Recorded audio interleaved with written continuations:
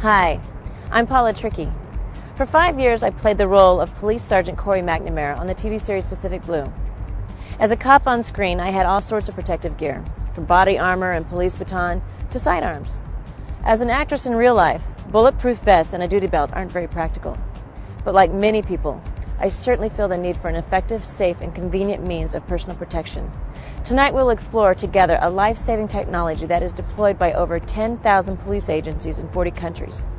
That technology, TASER neuromuscular incapacitation, is also available to you for personal protection, giving us all the option to protect ourselves without taking someone else's life in the process. And if you've got kids around the house, TASER devices can be a really smart choice for personal protection. The purpose of this video is to provide you with the theory and practical training necessary to effectively and safely operate your TASER personal protection device.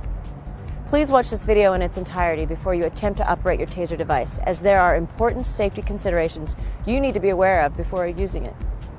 This video will cover the specific operation of the TASER C2, the TASER X26C, and the TASER M18.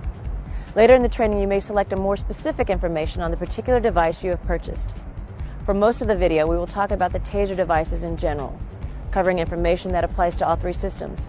When we are talking about the general features that apply to all TASER devices, we may show examples with one unit or another for illustrative purposes. Also, we will review how to activate your TASER device, which requires that you complete a felony background check to help prevent this powerful technology from falling into the wrong hands.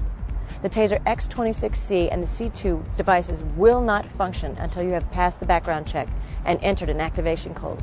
Behind me is TASER's headquarters in Scottsdale, Arizona, a 100,000 square foot state-of-the-art research and manufacturing facility.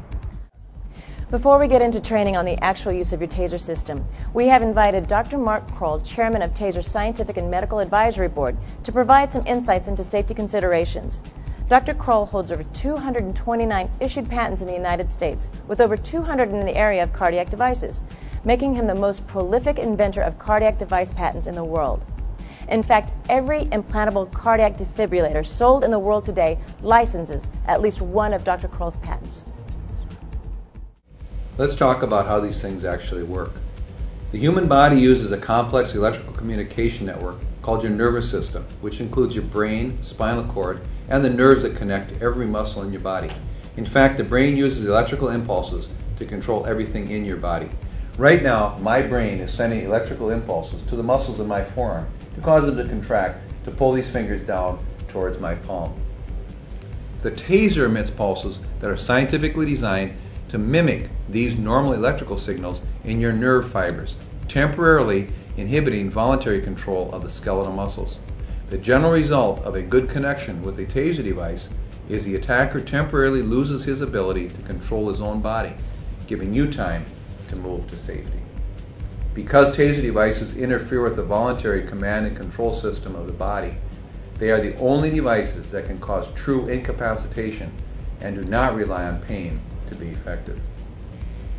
TASER devices are designed to fire two probes up to a distance of 15 feet, transmitting patented shaped pulses into the peripheral nervous system of the target to cause immediate incapacitation.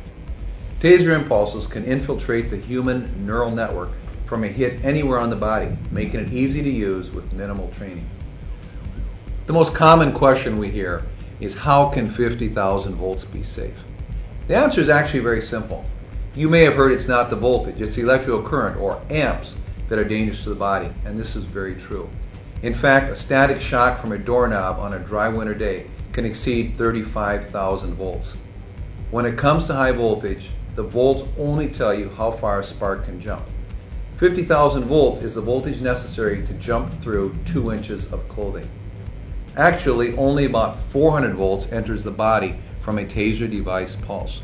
And the pulses are each so microscopically short, like static shocks, that the average current, the amps, is too low to be dangerous. TASER devices use a high sparking or arcing voltage so that the probes don't have to directly contact the skin. The high voltage enables the TASER pulsar to jump through up to 2 inches of clothing or a jacket to get to the subject. Because of this high voltage, the TASER darts only have to get within this combined 2 inches of the skin. They do not need to penetrate the clothing.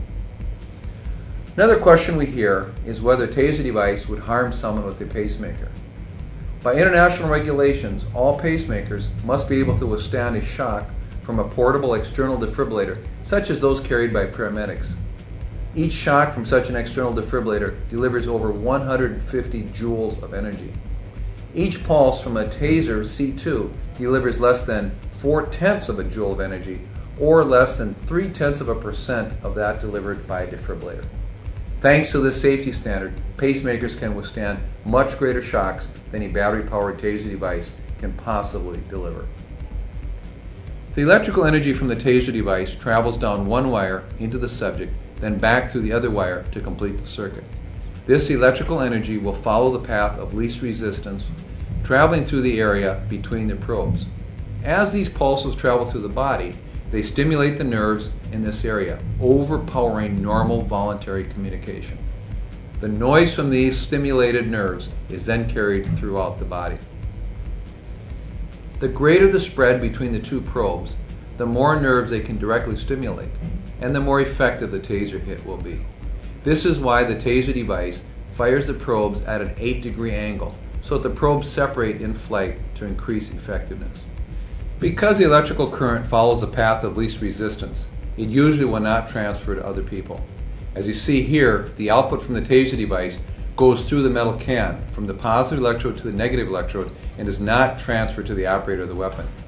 Hence, you can safely use the TASER system even against someone who is touching you. Also, the output from the TASER is limited inside the device and it cannot be increased. Even if the subject is wet, they will not receive any more electrical current, so there is no increased risk if they are wet. This point is illustrated in this video from an actual police use of a TASER device on a subject standing in water. When hit with a TASER device, the subject may fall to the ground. They may let out a yell as their muscles involuntarily contract, or they may freeze in place as they lock up. Many people feel dazed or disoriented for several minutes and may feel a tingling sensation. The darts may sometimes puncture the skin, leaving a small mark similar to a bee sting. Or if hit in the eye, as with many projectiles, the TASER device could cause serious injury or even the loss of the eye. Accordingly, the TASER device is not a toy, but rather a serious self-defense system and should not be deployed without valid, lawful reason.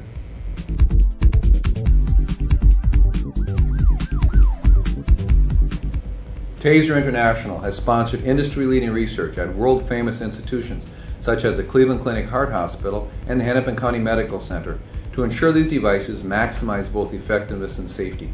In fact, there are numerous studies of TASER devices which have found that the risk of death or injury from a TASER device is lower than from just about any other self-defense option. But it's important to remember that these are serious self-defense systems, not toys, and they need to be treated accordingly. You should only fire the TASER device at another human being in lawful defense of yourself or a loved one. There are risks of injury, some of which can be significant. Refer to the printed warnings with your instruction manuals or go to taser.com for more information. But be smart, be safe, be prudent, and be in full compliance with the law about when and how you carry and use your TASER system. If you have young children, you need to take precautions to keep your TASER device out of their reach, just like you would with cleaning chemicals or other potentially dangerous items. If you keep your TASER device in a purse, consider hanging your purse on a hook or other location safely away from small or untrained hands. If you store it in your car, make sure to lock your vehicle to prevent unauthorized access. Next, we'll meet Sergeant Rick Oboe, a 26-year law enforcement veteran of the Sacramento Police Department. During his tour of public service, he not only served as the team leader of the Sacramento SWAT team, but oversaw training as the head of the Sacramento Police Academy. Upon retiring from Sacramento PD, he joined TASER International as its Vice President of Training, where he manages TASER's training department, which has certified over 20,000 law enforcement instructors who have trained more than 250,000 end users in over 40 countries. Hi, Rick. So you're going to be training me today? Hi, Polly. Yes, I'm going to be taking you through how to safely operate a TASER system.